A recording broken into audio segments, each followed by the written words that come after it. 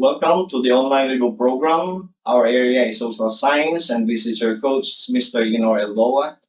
Prepare your minds and yourselves as we walk through on the questions. Let us now start and find the answers. Question number one. How is a constitution distinguished from a statute? Answer for this question is Charlie. The constitution merely states the general framework of the law and the government, while a statute provides the details of the subject of which it treats. A and B are unacceptable.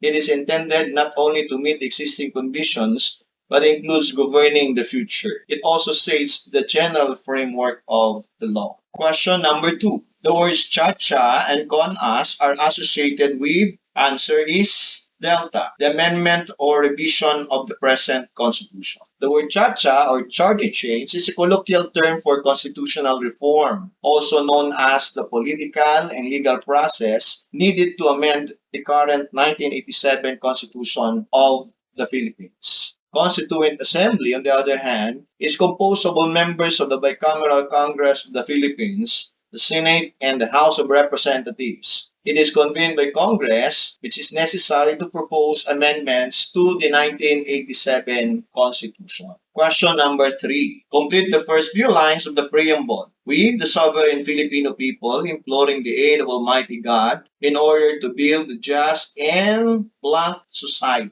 Answer for this question is Delta. You may. The preamble of the 1987 Constitution says, "We, the sovereign Filipino people, imploring the aid of Almighty God in order to build a just and humane society." Question number four. Which is not a feature of the 1987 Philippine Constitution? The answer is Delta. The 1987 Constitution provides a system of bicameralism. It is a system in which the legislature, referring to the Congress, comprises two houses. Article 6 of the Constitution provides for it. Question number five. Which part of the Constitution states the general principle of our government? Answer is the preamble is important because it will tell you why a particular clause on the Philippine Constitution is there. It will tell you what the Filipino people is striving for, what they aspire to be, and what they believe in. The preamble is like a constitution's abstract. It tells you the general principles of the government, the goals, aspirations, and what to expect on the nation's set of laws. Question number six. The Philippines is a democratic and blank state. Sovereignty resides in the people, and all government authority emanates from them. Answer for this question is Delta, Republican. Section 1 of our Article 2 of the 1987 Constitution says the Philippines is a democratic and a Republican state. Question number 7. Which of the following is not a feature of democratic and a Republican state? Answer for this question is Delta, absence of election. Election is always a manifestation of a democratic and a republican state, since people choose the officials to become their representatives in the government. Question number 8. Which of the following explains the principle of the separation of church and state? Answer for this question is Delta, all of the above. All the options explain the principle of the separation of the church and state provided under Section 6, Article 2 of the 1987 Constitution. The principle would mean that the church must not interfere with the affairs of the state. It would mean also that there will be no law shall be made respecting establishment of a religion, and the separation would also mean that no public money or property shall be used for any religious denomination. Question number 9. The Constitution used by the Philippine government from the Commonwealth period until 1973. Answer for this question is Delta. The 1935 Constitution, which provided a Commonwealth government, was used in the country until 1973. It is the predecessor of the 1973 Constitution. Question number 10.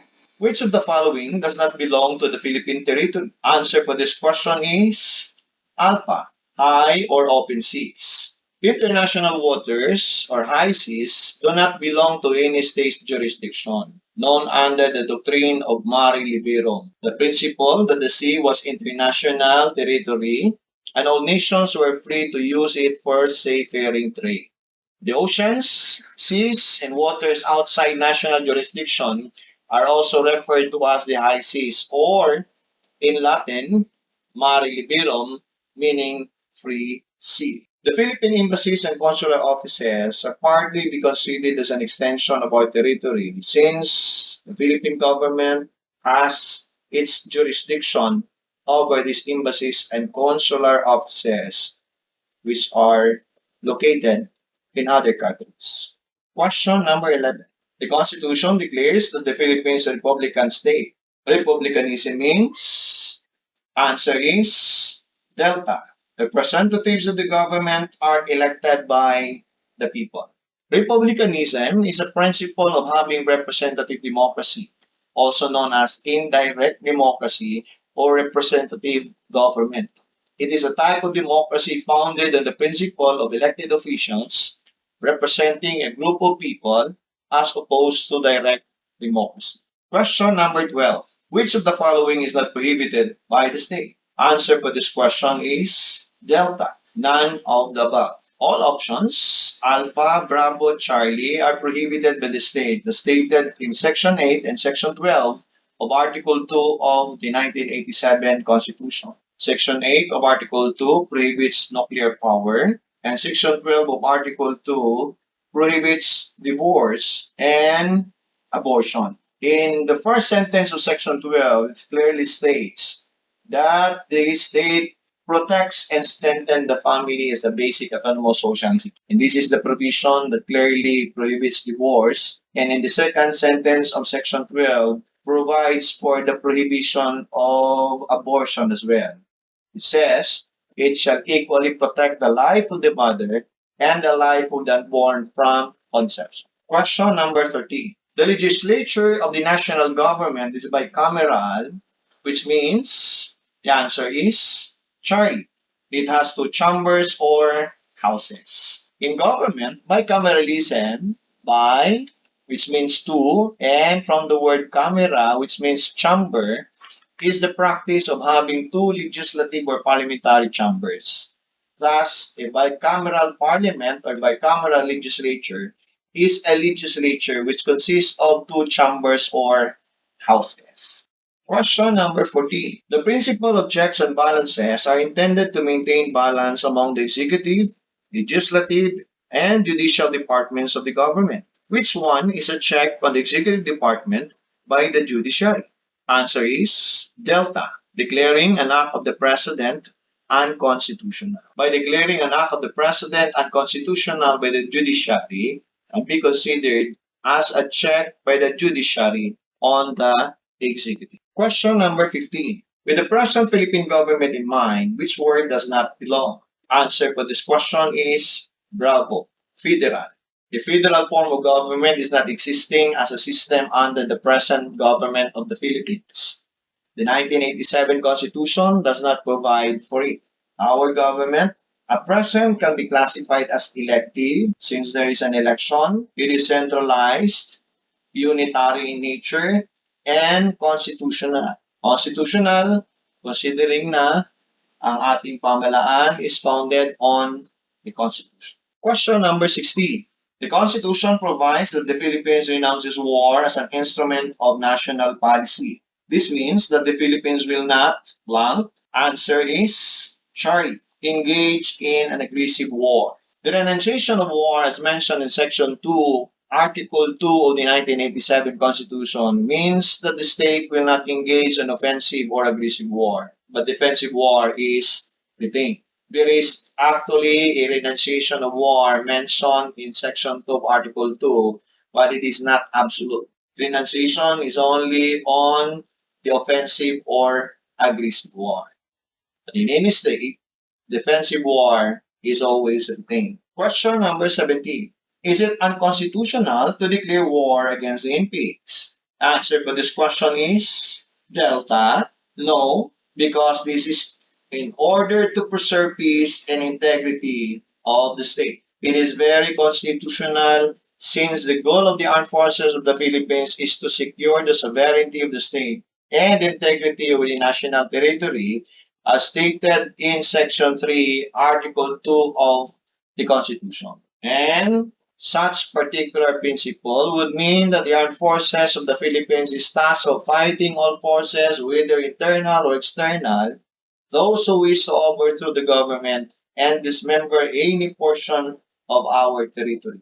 Question number 18. The state shall guarantee equal access to opportunities for public service and prohibit blank as may be defined by law. Answer for this is bravo, political dynasties. Section 26, Article 2 of the Constitution says, state shall guarantee equal access to opportunities for public service and prohibit political dynasties as may be defined by law. Pinagbabawal ng ating konstitusyon ang political dynasties. Pero ang tanong, bakit kaya nangyayari pa rin ang mga political dynasty sa katotohanan at realidad? May nakikita tayong problema sa probisyong ito ng ating konstitusyon. Kung babasahin natin, may nakadagdag na salitang as may be defined by law. Sa kasalukuyan, walang mga mambabatas, congressman, senador na gumawa ng batas that defines political dynasty. Kaya nagpapatuloy pa rin ang mga political dynasties na yan because we do not have the law that clearly defines political dynasties. Question number 19. Who may be required under conditions provided by law to render personal, military, or civil service? Answer is Delta, all citizens. Section 4, Article 2 of the Constitution provides, in the fulfillment thereof, all citizens may be required under conditions provided by law to render personal, military, or civil service. Question number 20. What are some of the measures employed by the government to safeguard the state against military dictatorship? Answer for this question is Delta, all of the above. The government safeguards the state against military dictatorship, first, by making the president as the commander-in-chief of the armed forces in the Philippines. The president is a civilian, not a military, but he is placed as the commander-in-chief of the armed forces of the Philippines, having military powers. And vesting upon the civilian, which is actually the commander-in-chief of the armed forces of the Philippines, the highest authority in the land, the presidency, and giving the president and the Congress the power to determine the military budget and define the national policy on defense and security. Question number 21. In what way does the executive of the nation have a legislative power? Answer for this question is Delta, approves or vetoes the bill passed by the Congress. The President generally exercises executive power, but the Constitution gives the President the power to approve or disapprove, or using his veto, bills that are passed in the Congress. Through this, the President party exercises legislative power. Question number 22. In line with the principle of check and balance, which is a legislative check on the executive department, the Congress, blank, answer for this is Alpha. The Congress confirms appointments made by the President. The Congress is the one that confirms the appointments made by the President through the Commission on Appointments. It is on the process that there is a legislative check on the executive. Question number 23. In the 1973 Constitution, the defense of the state is the primary duty of the government. But with the 1987 Constitution, what is the prime duty of the government? Answer is bravo, to serve and protect the people. Section 4, Article 2 of the Constitution says, the prime duty of the government is to serve and protect the people. Question number 24. Which branch of the government is supreme over the other? Answer is Delta, none of these. The 1987 Constitution provides the system of check and balances. All the branches of the government, executive, the legislative, and judiciary share equal power, and none is supreme over the other. Question number 25. It is the power of the state to enact laws to promote public health, morals, safety, and convenience. Answer for this is Alpha, police power. Police power is the power of the government to enact laws to promote general welfare, public health, public morals, and public safety. It is one of the inherent powers of the state. It includes the power of taxation and the power of eminent domain. Maaaring iniisip niya police power is kapangyarihan po ng PNP.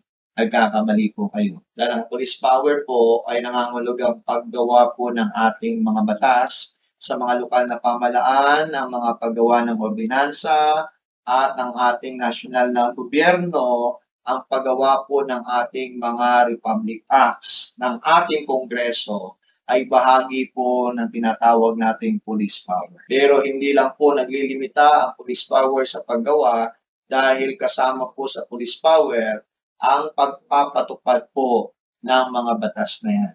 Question number 26. The enjoyment of the right to life includes the unborn. According to the Philippine Constitution, human life begins blank.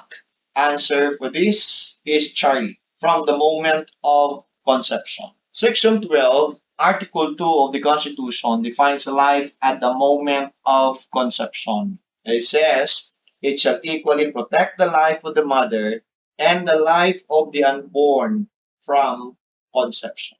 Question number 27. The Philippines adopts and pursues a policy of freedom from nuclear weapons in its territory, which is therefore forbidden.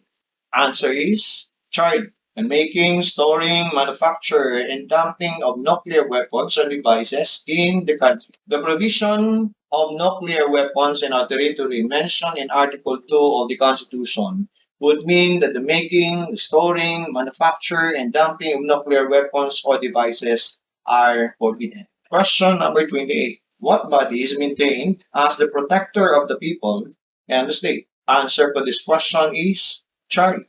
The Armed Forces of the Philippines. Section 3, Article 2 of the 1987 Constitution provides the Armed Forces of the Philippines is the protector of the people and the state.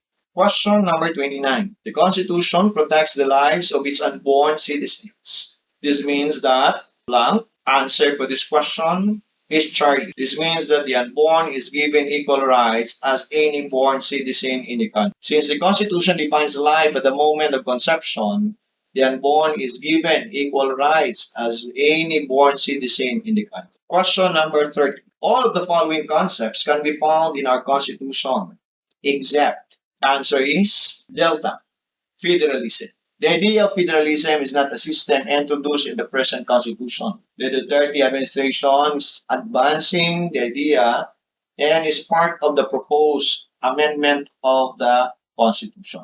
Question number 31. The state recognizes the sanctity of family life and shall protect and strengthen the blank as a basic autonomous social institution.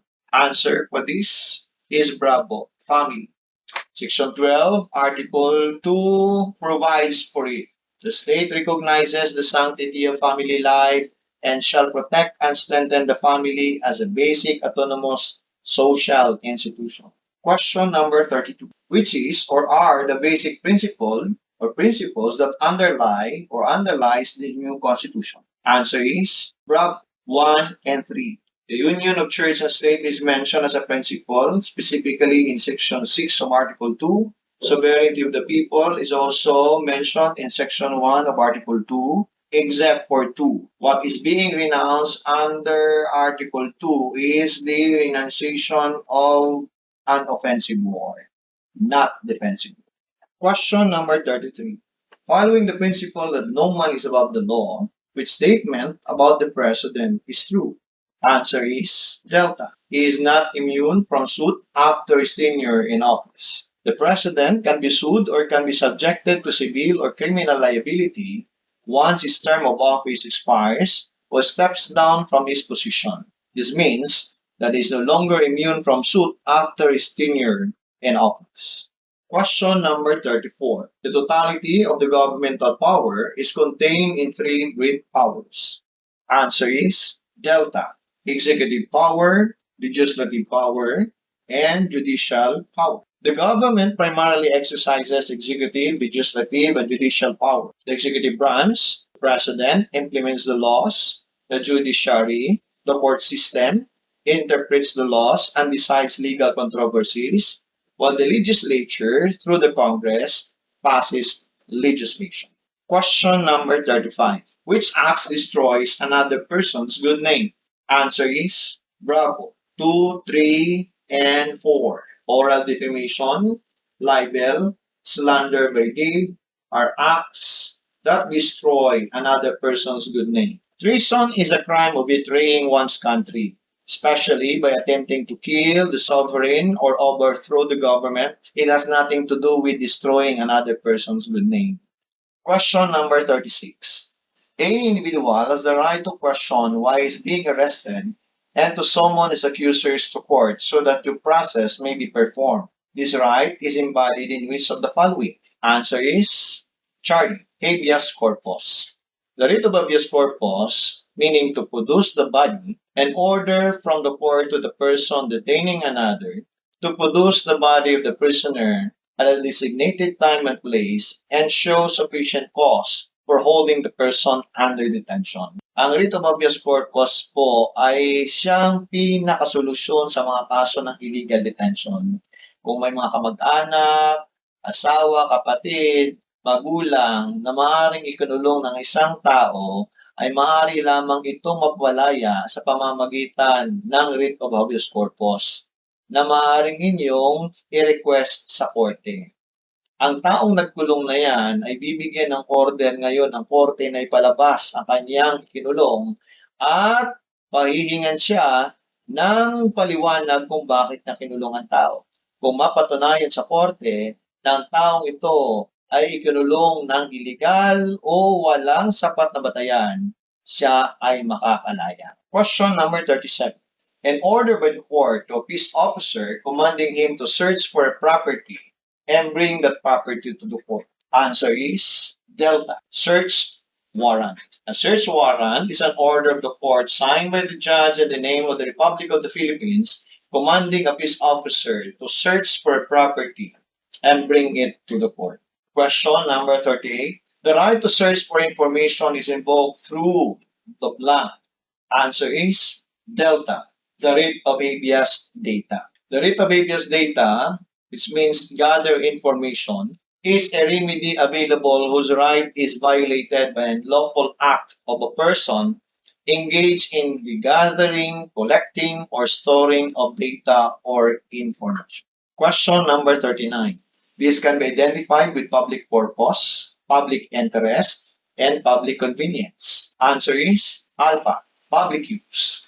The word public use mentioned in Section 9, Article 3 of the 1987 Constitution can be identified with public purpose, public interest, and public convenience. Question number 40. Any person under investigation for the commission of an offense shall have the right to be informed of his right to remain blank. Answer is Delta, silent. Section 12, Article 3 of the 1987 Constitution provides for it. Question number 41. How may the government use the private land for public use? Answer is Delta, the right of eminent domain. Power of eminent domain is the power to take private properties for public use upon payment of just compensation, subject to inherent limitations. Question number 42. Laws undermine other cultures since it sets a standard what is right and acceptable for the majority.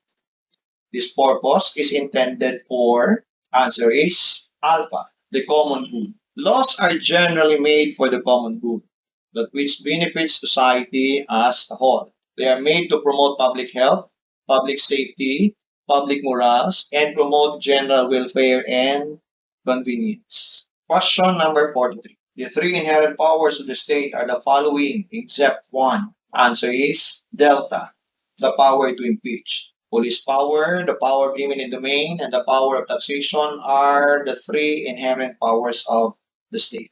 Question number 44. To what classification of rights does the right to live and to love belong? Answer is Alpha, natural. Natural rights are God-given rights.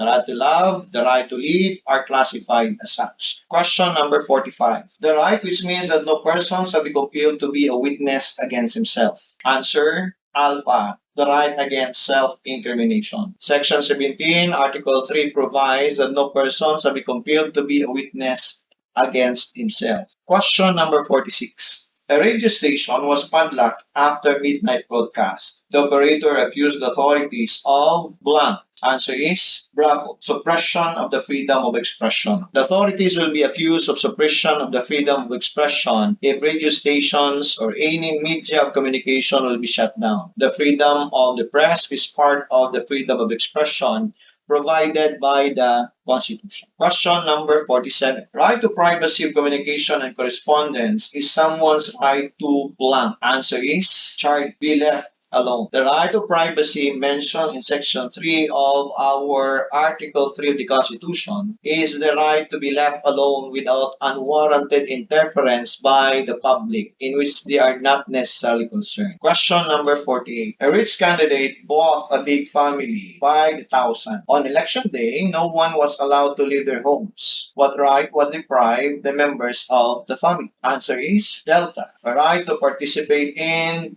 democracy. Election is part of democratic process. The family was deprived of participation in democracy when they were not allowed to leave their homes during election day. Question number 49. The reporter was accused in court because of his news story. The story was, answer is, Delta, tainted with malice. Any news story written will be declared libelous if it is malicious, meaning there is an intention to injure or harm the person's name or reputation. Question number 50. According to Article 3, Section 15 of the Constitution, the writ of habeas corpus may be suspended in times of rebellion or what? Answer is Charlie, invasion. Section 15, Article 3 of the Constitution says, privilege of the writ of habeas corpus shall not be suspended except in cases of invasion or rebellion when the public safety requires.